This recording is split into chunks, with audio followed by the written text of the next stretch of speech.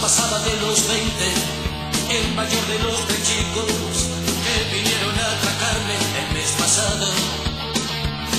Subvenciónanos un pico y no te hagas ser valiente, que me pongo muy nervioso si me dejas. Me pillaron 10.500 y un peluco marca Omega, con un pincho de cocina en la garganta.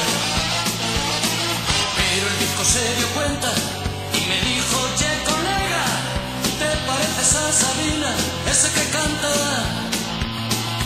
Era una noche cualquiera, puede ser que fuera 13, que más da pudiera ser que fuera martes.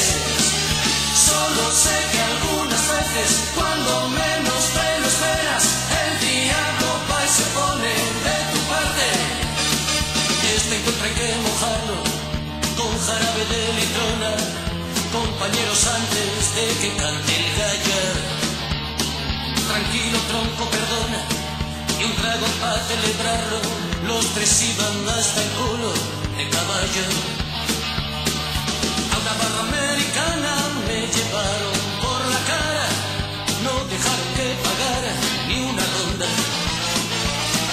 Controlaban tres fulanas, pero a mí me reservaban los encantos de Mar